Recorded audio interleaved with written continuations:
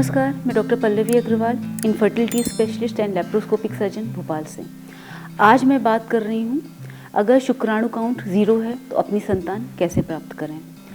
हमने पिछले अपने वीडियो में मेल फैक्टर इनफर्टिलिटी यानी पुरुष संबंधित संतानहीनता के बारे में डिस्कस किया और हमने ये समझा कि अगर शुक्राणु का काउंट 5 मिलियन से कम है तो हमें सीधे सीधे टेस्ट ट्यूब बेबी करना है और टेस्ट ट्यूब बेबी में भी ICSI करना है।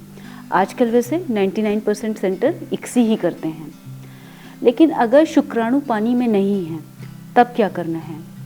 अगर शुक्राणु पानी में नहीं है तो सबसे पहले हमें उसको सेंट्रीफ्यूज करके देखना है।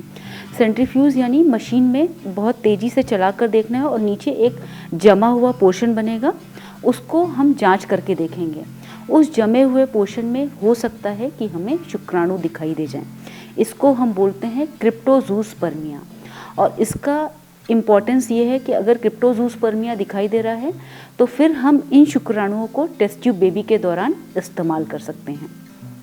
अब दूसरी बात होती है एजूस्पर्मिया की शुक्राणु पानी में बिल्कुल भी नहीं है, तो फिर हम उसमें देखते हैं टेस्ट लगा के एक फ्रक्टोज होता है कि फ्रक्टोज नामक पदार्थ इसमें है कि नहीं है।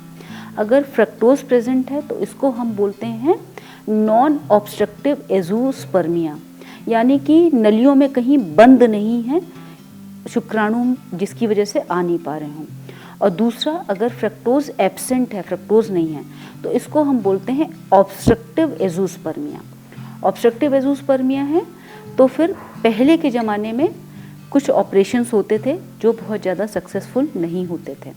तो अभी के समय में हमें टेस्ट ट्यूब बेबी करना है और उसमें हमें शुक्राणु कहाँ से निकालने हैं, पीसा पद्धति से। पीसा PESA परक्यूटेनियस एपिडिडाइमल स्पर्म एक्सट्रैक्शन, यानी कि एक पतली सी सुई टेस्टिस के ऊपर, अंडकोश के ऊपर एपिडिडाइमस करके स्ट्रक्चर है, उसमें इंजेक्ट करके और उससे शुक्राणु एस्पिरेट कर लिए जाएंगे यानी खींच लिए जाएंगे और ये शुक्राणु टेस्ट ट्यूब बेबी की प्रक्रिया के दौरान इस्तेमाल किए जाएंगे।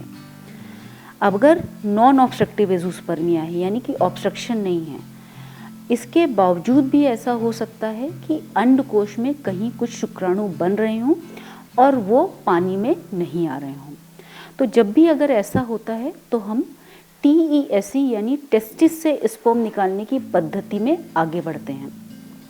इसमें अंडकोश के दौरान एक चीरा दिया जाता है और इससे जब अंडकोश खुलता है तो उसके अंदर पतली पतली ट्यूब्यूल्स होती हैं जिसको कि हम बोलते हैं सेमिनिफेरस ट्यूब्यूल्स।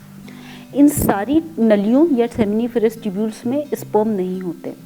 ऐसी नलियाँ जो कि मैग्नीफिकेशन यानी कि हमने मैग्नीफाइंग ग्लासेस लगाए हुए हैं और उनमें देखने पे नॉर्मल नलियों के मुकाबले ज़्यादा मोटी हैं और ज़्यादा ओपेक हैं, ज़्यादा सफ़ेद हैं, उन नलियों में शुक्राणु होने की संभावना होती है। तो ऐसी नलियों को, 3-4 नलियों को या फिर उससे ज़्यादा नलियों को निकाल के लैब में भेजा जाता है और वहाँ पर अगर उनको स्पर्म मिलता है तो यह आपके टेस्ट ट्यूब बेबी पद्धति में इस्तेमाल हो जाता है और फिर इस इंसिजन को हम क्लोज कर देते हैं। आपको ये प्रक्रिया में सामान्यतः 15 मिनट से 1 घंटा लग सकता है।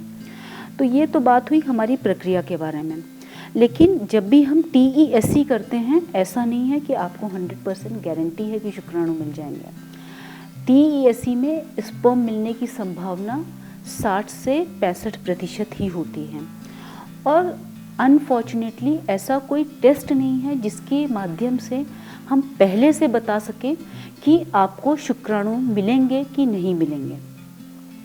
दूसरी चीज़ इसमें है कि कुछ लोग बोलते हैं कि अगर ऐसा है तो हम पहले एक बायोप्सी छोटी सी करा के देख लेते हैं कि जिससे हमें पता चल जाए कि शुक्राणु बन रहे हैं कि नहीं बन रहे हैं।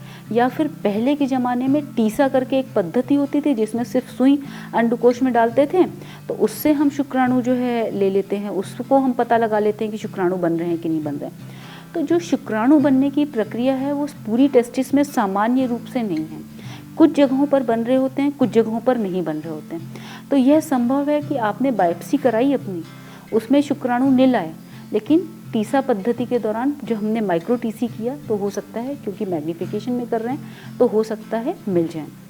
दूसरा इसका रीज़न ये भी है कि बार बार हमें अंडकोश में चीरा नहीं लगवाना है, बार बार टेस्टिकुलर टिश्यू नहीं निकलवाना है। आखिरी बात इसमें ध्यान देने योग्य ये है कि ये जो भी प्रक्रिया है TESE या पीसा, ये होती है जब भी महिला का टेस्ट ट्यूब बेबी, आपकी वाइफ का टेस्ट ट्यूब बेबी हो रहा हो, और उसी प्रक्रिया से कुछ समय पूर्व। तो ऐसा संभव है कि जैसे आपकी वाइफ का अंडे निकालने की प्रक्रिया, पूरी IVF की प्रोसीजर हो गई और अंडे निकालने की प्रक्रिया अगर आपकी वाइफ की 12 बजे हमने रखी है, तो आपको हम 9 बजे TESE यानी कि शुक्राणु निकालने की प्रक्रिया के लिए रखें। अब जो आखिरी सवाल मन में आता है वो ये है कि अगर हमारे केस में शुक्राणु नहीं मिले तो फिर क्या होगा। तो ये चीज़ हर दंपत्ति को समझाई जाती है कि अगर आपके केस में शुक्राणु नहीं मिले तो फिर हम डोनर स्पर्म यूज़ करेंगे, और इस चीज़ के लिए पहले से सहमति ले दी जाती है।